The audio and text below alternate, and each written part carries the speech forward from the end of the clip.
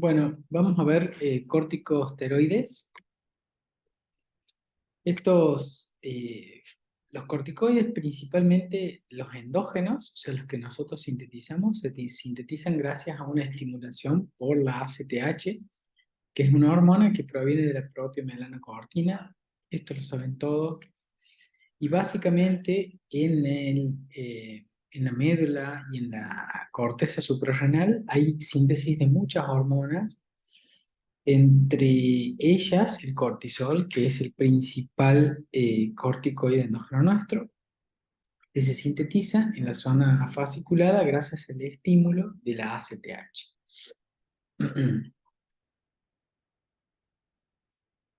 Ustedes saben que el hipotálamo libera CRH, esa CRH estimula la hipófisis, donde se libera ACTH, y la ACTH finalmente libera el cortisol de la corteza suprarrenal.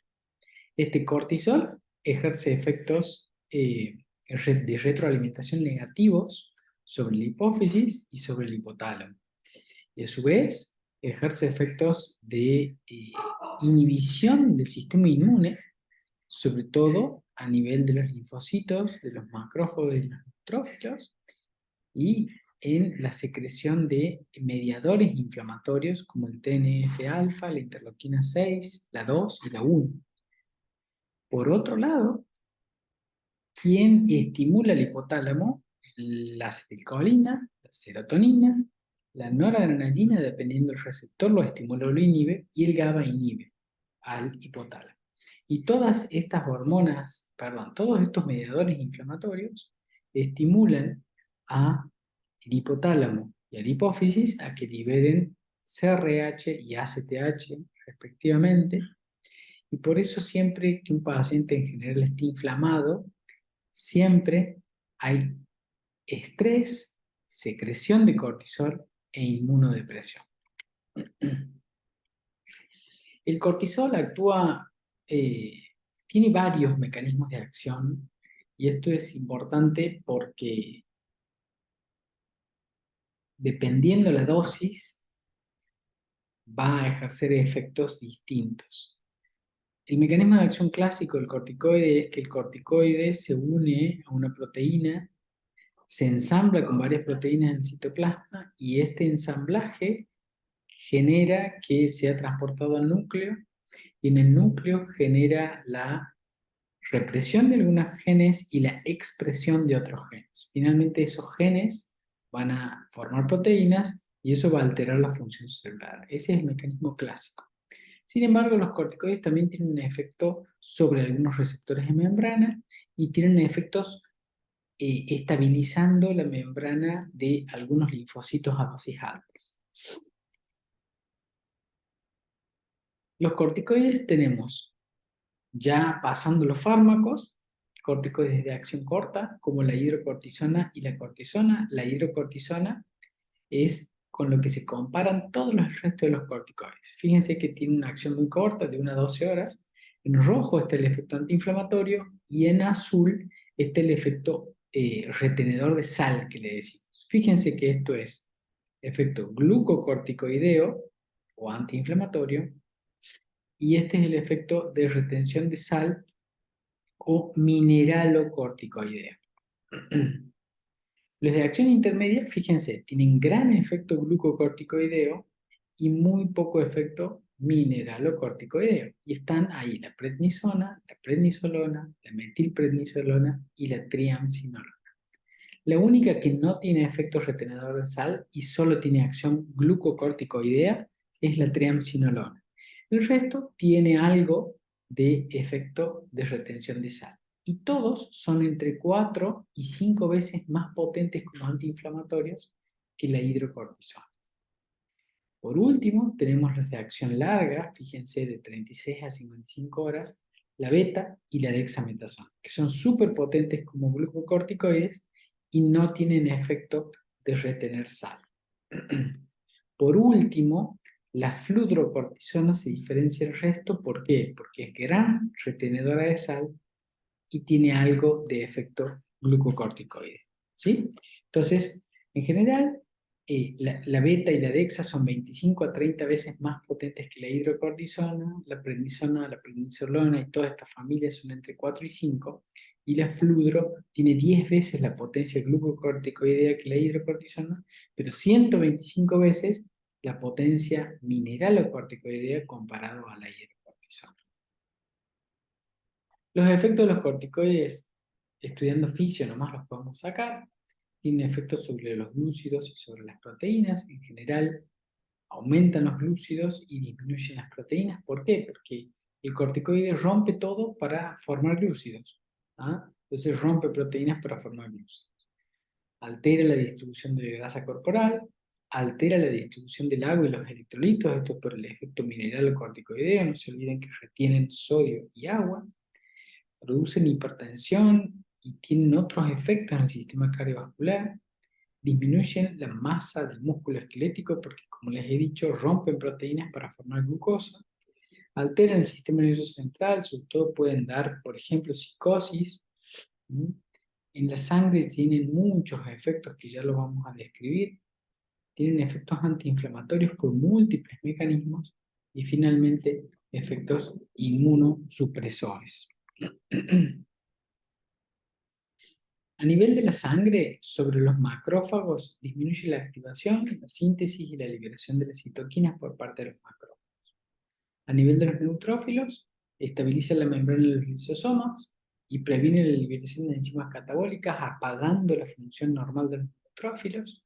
Sobre los mastocitos, inhibe la liberación de histamina, de prostaglandinas y leucotrienos, y esto hace que sea importante en algunos trastornos, sobre todo autoinmunológicos o en alergias.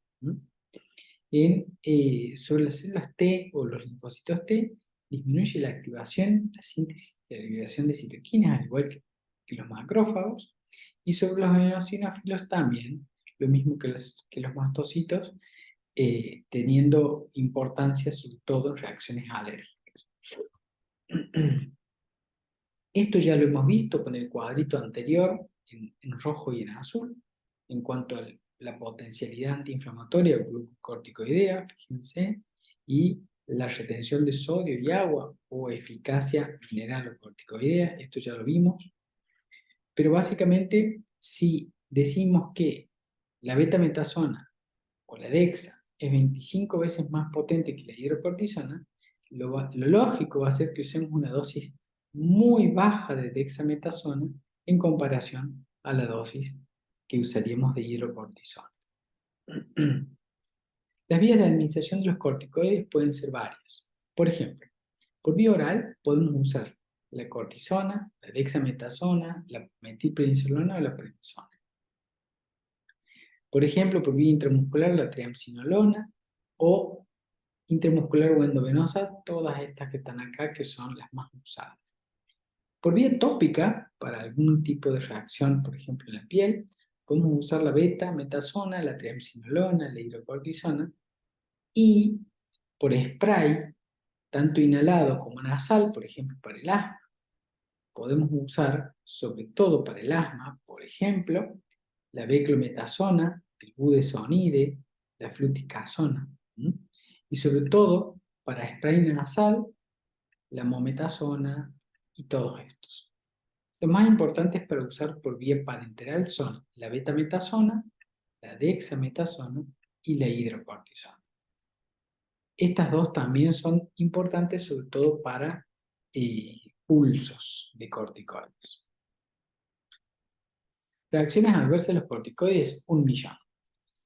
Generan alteración de crecimiento en niños, por lo tanto hay que tener mucho cuidado al usarlo en niñas embarazadas. Generan glaucoma por hipertensión ocular. Producen obesidad centrípeta, que es sobre todo el paciente que tiene corticoides, tiene la panza grande y los brazos flaquitos. Y se le hace esta jiba de búfalo y además cara de luna llena. Pueden producir osteoporosis, y esto hay que tener mucho cuidado con pacientes que están bajo tratamiento crónico con corticoides. Altera la cicatrización de las heridas y aumenta el riesgo de infecciones porque tiene efecto inmunosupresor. Y por supuesto que al aumentar la glucosa conlleva un riesgo de diabetes esteroidea. Aumenta el apetito, produce disturbios emocionales y sobre todo euforia, pero después de la euforia, que puede venir con psicosis, con dosis altas de esteroides, puede venir la depresión. Genera disminución del potasio, aumento de la presión arterial y edema periférico por el efecto retenedor de sodio y de agua. Fíjense la cantidad de usos que hay y aquí vamos a ir despacio. El primer uso que le voy a dar es si al paciente le faltan corticoides porque no tiene suprarrenales o porque de alguna manera su eje está inhibido, bueno, para reponer la función de las glándulas suprarrenales. Para trastornos reumáticos, que acá hay inflamación, podemos usarlo. Para enfermedades renales que son autoinmunes o que son inflamatorias, podemos usarlos. Para enfermedades alérgicas por el efecto sobre los mastocitos y sobre los eosinófilos, podemos usar. Para enfermedades pulmonares que requieran disminuir el efecto alérgico o que requieran disminuir el componente inflamatorio sobre la mucosa bronquial, por ejemplo el asma, lo podemos usar. Esto hay que tener cuidado. Ojo, las infecciones en general empeoran con los corticoides, porque los corticoides son inmunodepresores. Pero hay algunas infecciones que requieren el uso de los corticoides, no porque el corticoide sea un agente antiinfeccioso, sino para disminuir la inflamación que producen las infecciones. Por ejemplo, la neumonía por neumocistis girovesi produce un gran componente inflamatorio en el pulmón y por eso a veces tenemos que recurrir a los corticoides para usarlos. Pero las infecciones en general es más una contraindicación que una indicación. Enfermedades inflamatorias del ojo y de la piel o alérgicas se pueden usar. Gastrointestinales inflamatorias como el Crohn, por ejemplo, o la colitis ulcerosa podemos utilizarlo. Enfermedades hepáticas, sobre todo enfermedades hepáticas autoinmunes, la podemos usar. Para cáncer, sobre todo para leucemias, se pueden usar para disminuir el componente inflamatorio y la regulación de los linfocitos.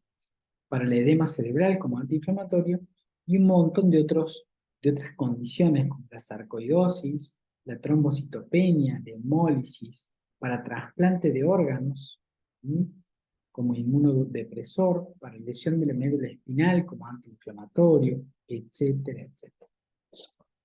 Estas son, fíjense, esto lo pueden hacer después de una captura, pero son todas las circunstancias o todas las situaciones en las cuales yo puedo usar. ¿Ah? Fíjense, las infecciones en general es una contraindicación, pero si el paciente tiene distrés respiratorio o sepsis, se podrían usar. Por ejemplo, para náuseas y para vómitos, se puede usar la dexametasona. ¿Por qué? Porque reduce los efectos eméticos, por ejemplo, en pacientes que están bajo quimioterapia o bajo anestesia general. Edema cerebral, etc. Problema de los corticoides, no hay que retirarlos de golpe porque estamos inhibiendo el eje cuando damos corticoides exógenos y por lo tanto la retirada siempre debería ser gradual. Si retiramos de golpe hay una insuficiencia suprarrenal que es un cuadro grave. Muy bien.